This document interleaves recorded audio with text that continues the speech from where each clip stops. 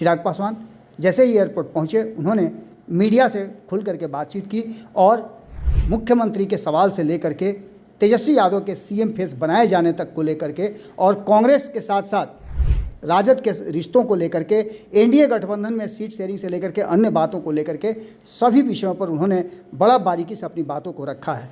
गठबंधन का चेहरा उन्हीं के नेतृत्व में चुनाव लड़ा जाएगा और एक बार फिर से मौजूदा मुख्यमंत्री 2025 बिहार विधानसभा चुनाव परिणामों के बाद जब ये विषय आता है, क्यों नहीं इनके कोई बड़ा नेता जाके सदन में बोलता है।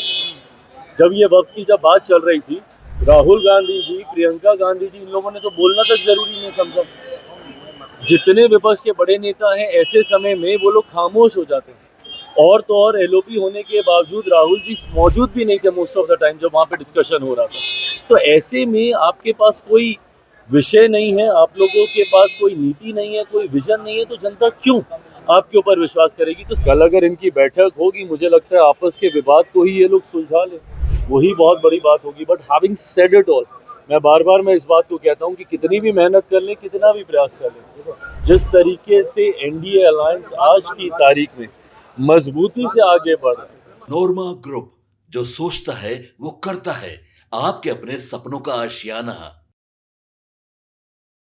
बिहार में राजनीतिक उथल पुथल के बीच चिराग पासवान का क्या मंतव्य है, वो क्या देना चाहते हैं, क्या बोलना चाहते हैं, किस तरह का बयान है और दिल्ली में क्या कुछ चल रहा है, सभी को इस बात का भरोसा है कि चिराग पासवान जो बोलेंगे वो बड़ा ही स्पष्ट बोलेंगे और उस बात से मायने निकलेंगे।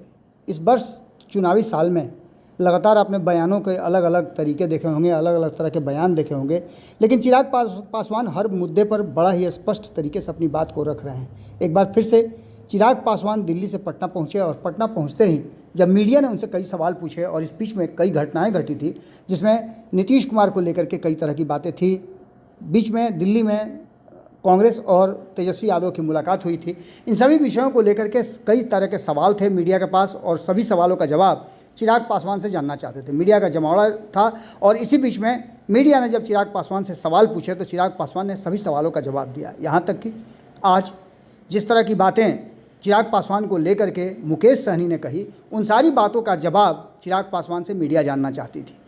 चिराग पासवान जैसे ही एयरपोर्ट पहुंचे उन्होंने मीडिया से खुल करके बातचीत की और मुख्यमंत्री के सवाल से लेकर के तेजस्वी यादव के सीएम फेस बनाए जाने तक को लेकर के और कांग्रेस के साथ साथ राजद के रिश्तों को लेकर के, एनडीए गठबंधन में सीट शेयरिंग से लेकर के अन्य बातों को लेकर के सभी विषयों पर उन्होंने बड़ा बारीकी से अपनी बातों को रखा है।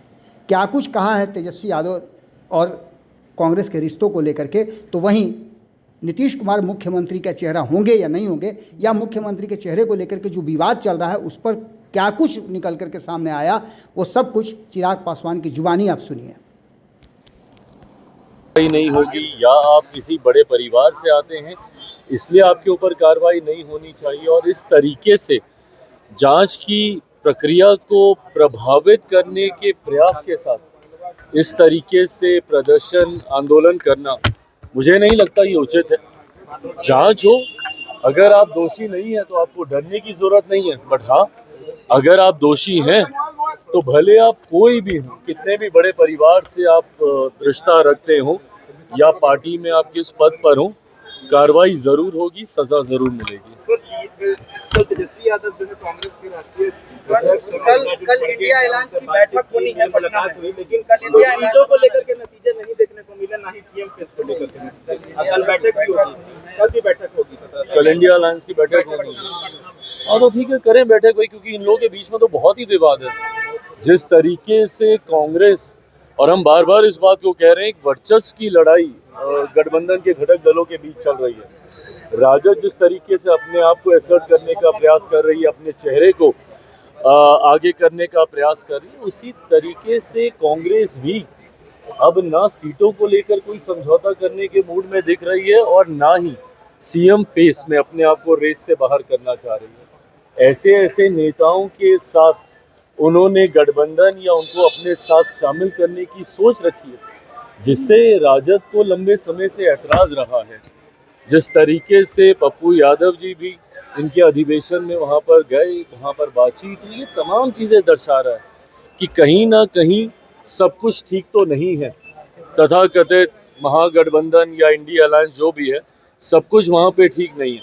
तो ऐसे में कल अगर इनकी बैठक होगी, मुझे लगता है आपस के विवाद को ही ये लोग सुलझा लें, वही बहुत बड़ी बात होगी। But having said it all, मैं बार बार इस बात को कहता हूँ कि कितनी भी मेहनत कर लें, कितना भी प्रयास कर लें, जिस तरीके से एनडीए अलायंस आज की तारीख में मजबूती से आगे बढ़ रहा है, जिस तरीके से एकजुटता हम लोगों के गठबंधन के पांचों दलों के बीच में है, और ये अपने में एक स्ट्रॉन्ग विनिंग अलायंस है, जिस तरीके से हमारे देश के प्रधानमंत्री बार बार बिहार आने का वो काम कर रहे हैं, लोकसभा के दौरान किए गए अपने वादों को पूरा करने का काम कर रहे हैं। आदरणीय गृह मंत्री जी जब आते हैं, उस वक्त हम लोग एनडीए के पांचों दल एक साथ बैठते हैं, तो जहां एक तरफ हमारी ताकत एक बड़ी जीत की ओर हम लोगों को अग्रसर कर रही है, तो वहीं दूसरी तरफ बिखरा हुआ विपक्ष स्वयं अपने आप को तबाह करेगा। ये आने वाले परिणामों में देखेंगे। को छोड़ दिया क्या ये ऐसी बड़ी बड़ी बातें ये लोग ना जाने कितने चुनाव से लोग कर रहे हैं। लोकसभा के चुनाव में हर बार ये लोग ऐसे ही बड़े बड़े दावे करते हैं। क्या हुआ, कितनी सीटें जीत पाए ये लोग, कितने पे लड़े थे और कितनी जीते, ये भी ये लोग देख रहे हैं। तो ऐसे में बातें करने से नहीं होगा। है क्या आपके पास जनता के बीच लेके जाने के लिए? 90 का वो दशक जहाँ पे अपराध और भ्रष्टाचार चरम सीमा पे था, क्या है आपकी बिहार को लेकर सोच, बताए ना। जिस दल के पास सोच नहीं, जिस गठबंधन के पास कोई विजन नहीं, बिहार को कैसे आप विकसित बनाएंगे? आप ही की वजह से बिहार आज बर्बादी की कगार पर आकर खड़ा हुआ है।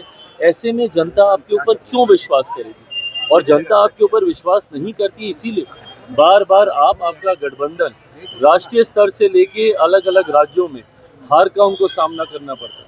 आप बता दीजिए, महाराष्ट्र में किस तरीके से इन लोगों का गठबंधन हारा, हरियाणा में किस तरीके से, दिल्ली में जिस तरीके से इन लोगों की हार हुई।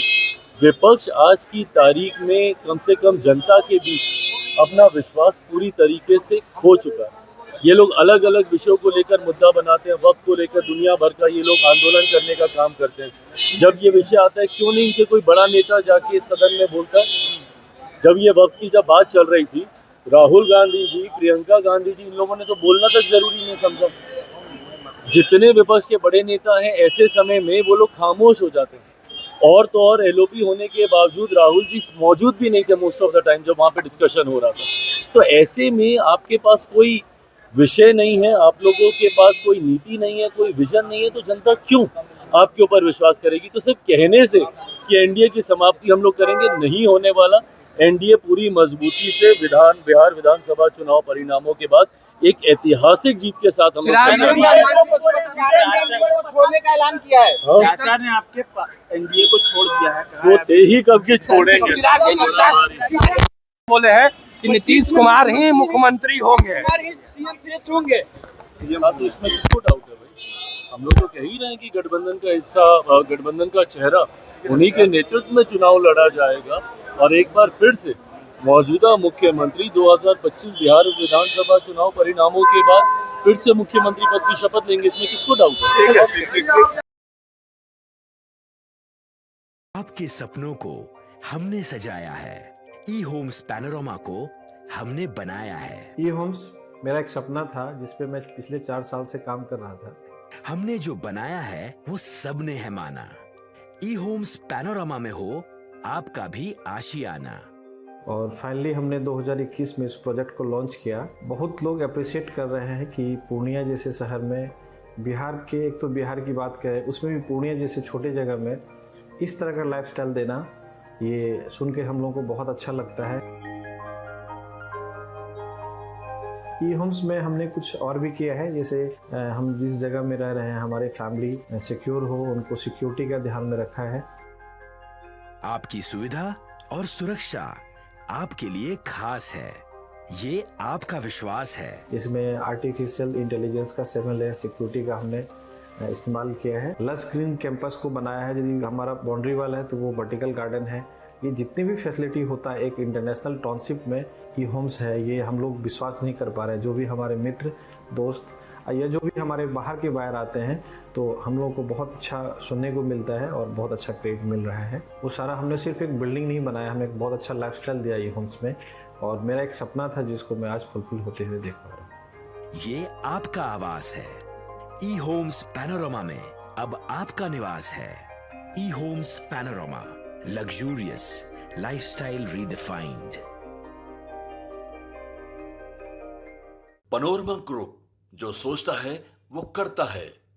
अगर ये वीडियो पसंद आई और वह बिहार के राजनीति और बिहारियत से सरोकार रखेनी तो सब्सक्राइब बटन दबा के चैनल के सब्सक्राइब कर ली। ओजे एगो घंटी बा, ओकरा बटन दबा देला से कुल सटीक और मारक खबर रुआ मुफ्त में मिल जाई। अगर रुआ पत्रकारिता के हमनी के नया प्रयोग में सहयोग कर चाहतानी तो ज्वाइन बटन दबा दी।